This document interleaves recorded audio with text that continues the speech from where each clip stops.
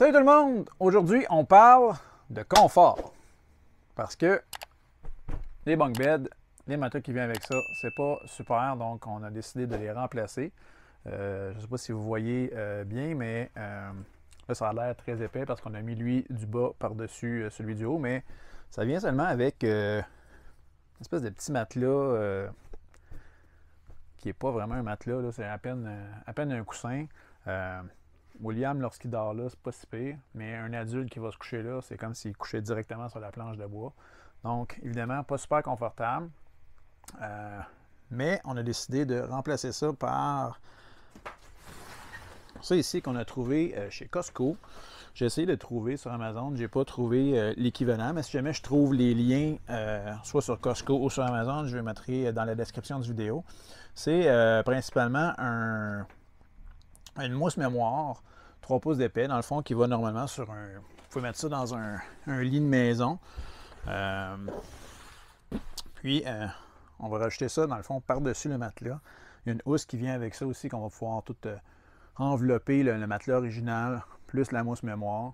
Ça va donner quand même peut-être un 4 pouces de matelas, là, qui va être beaucoup plus confortable que le matelas original.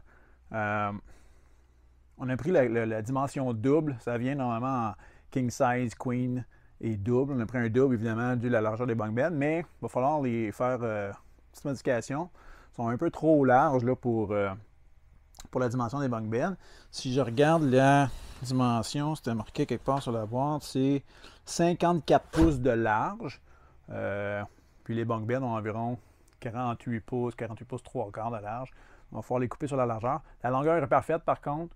Ça fit vraiment sur la longueur. Puis évidemment, comme les bunk beds ont une espèce d'angle dans le devant du lit ici, il va falloir couper pour faire une espèce de petit ajustement sur la forme.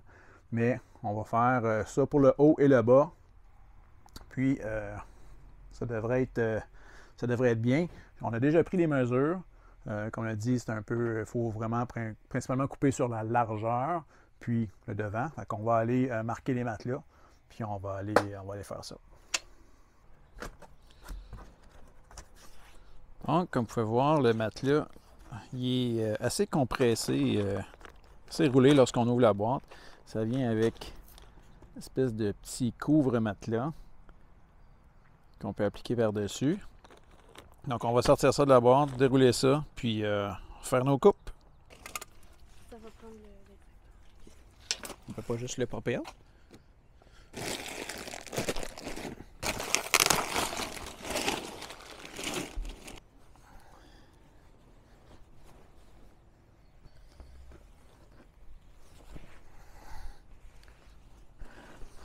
Donc, pour couper le matelas, tout ce qu'on va avoir besoin, on va tasser ça pour ne pas avoir ça dans les jambes, un X-Acto. Je vous conseille de prendre une lame neuve pour être sûr que ça coupe comme il faut. C'est pas la chose la plus facile à couper. Ça se coupe, c'est pas une planche de bois, là, mais c'est pas une feuille de papier non plus. Spécialement la première coupe, là, le matelas est assez dense, donc il faut le faire en plusieurs coups, mais pas notre temps. Si la coupe n'est pas parfaite, dans mon cas, c'est pas la fin du monde. On va avoir des draps de toute façon par-dessus, ça ne paraîtra pas vraiment. Ça va être caché sous le bord des murs. Donc, moi, j'y vais avec une règle. J'ai une règle en métal de 48 pouces. J'ai pris, je me suis fait des marques sur le matelas à la largeur que j'avais besoin. Je vais y aller en appuyant sur ma règle, puis me servant de ça comme guide là, avec mon couteau. Donc, je vais y aller, je vais couper, puis on va regarder ce que ça va donner par après. Donc, on a coupé le matelas.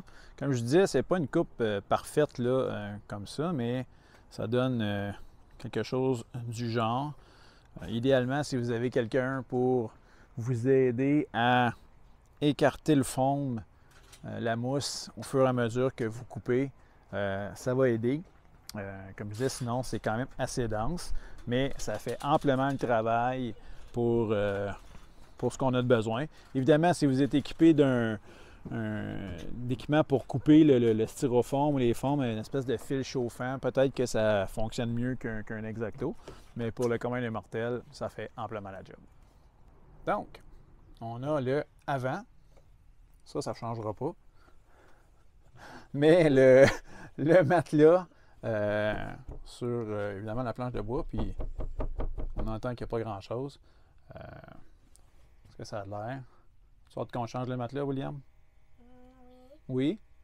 On va faire ça. Voici ce que ça donne après. Un matelas qui est beaucoup plus épais, évidemment, que le matelas qui vient avec la roulotte. Beaucoup plus confortable également. Es-tu confortable, William? Oui. Oui? Bon. C'est ce qui m'a fait en vidéo d'aujourd'hui. Comme je dis, si je suis capable de trouver les liens des matelas, soit sur Amazon ou sur le site de Costco directement. Nous, c'est un matelas qu'on a acheté chez Costco. Je crois qu'il est en rabais là, aux alentours de 70 $. Les prix sur Amazon présentement pour un King ou un Queen sont assez dispendieux. Mais si jamais je retrouve les liens, je vais les mettre dans la description. Puis on se revoit dans une prochaine vidéo. Salut!